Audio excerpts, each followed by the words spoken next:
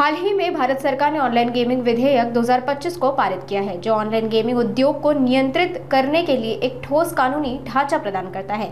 इस विधेयक के तहत रियल मनी गेमिंग पर पूर्ण प्रतिबंध लगाया गया। इस पर चित्रावाग की प्रतिक्रिया सामने आई है। प्रधानमंत्री नरेंद्र मोदीजी यांच्या नेतृत्वाखालील केंद्र सरकार आणि केंद्रीय मंत्री अश्विनी वैष्णव यांनी ऑनलाईन गेमिंगच्या आडून सुरू असलेल्या या धोकादायक प्रवाहावर जो वज्रप्रहार केलाय त्यासाठी सर्वप्रथम मी त्यांचं मनपूर्वक असा आभार मानते।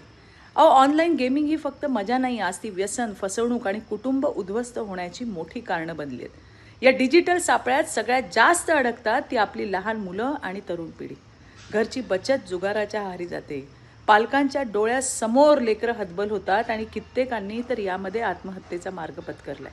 नुकतंच संसदेमध्ये अश्विनी वैष्णवजींनी कर्नाटकामध्ये 31 महिन्यात 32 आत्महत्या झाल्याचं सांगितलंय। हे आकडे फक्त आकडे नाहीत, ही कुटुंब उद्ध्वस्त झाली आहेत। गाझियाबादमध्ये ऑनलाईन गेमिंगच्या माध्यमातून धर्मांतर आणि जिहादी विचारसरणी पसरवली जात असल्याचं सत्य आता उघड झालंय। महादेव ॲप घोटाळ्यातून हजारो कोटींचा काळा पैसा आणि भ्रष्टाचार समोर आलाय। अशा परिस्थितीत हे विधायक म्हणजे आपल्या मुलांच्या भविष्यासाठी दिलेलं अभेद्य असं कवच आहे। यात मनी गेम्सवर पूर्ण बंदी, कठोर दंड, आर्थिक व्यवहारांवर नियंत्रण आणि मुलांचं रक्षण करण्यासाठी स्वतंत्र प्राधिकरण या सर्व तरतुदींमुळे आपल्या समाजात मोठा बदल घडणार आहे। त्याचबरोबरीने ई स्पोर्ट्स आणि शैक्षणिक गेमिंगला कायदेशीर मान्यता मिळणं ही सुद्धा एक ऐतिहासिक बाब आहे। कौशल्य, स्पर्धात्मकता आणि ज्ञान वाढवणाऱ्या खेळांना प्रोत्साहन देताना आयुष्याचा खेळ खंडोबा करणाऱ्या मनी गेम्सवरती कठोर कारवाई म्हणजेच मोदी सरकारने केलेला वज्रप्रहार आहे।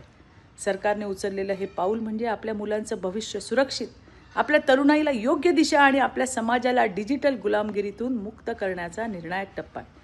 मी पुन्हा एकदा केंद्र सरकारचे आणि मंत्री अश्विनी वैष्णवजी यांचा आभार मानते की त्यांनी देशाच्या घराघरातील आई वडिलांच्या काळजाचा आवाज ऐकलाय आणि एक निर्णायक पाऊल उचललंय। जय हिंद, जय महाराष्ट्र।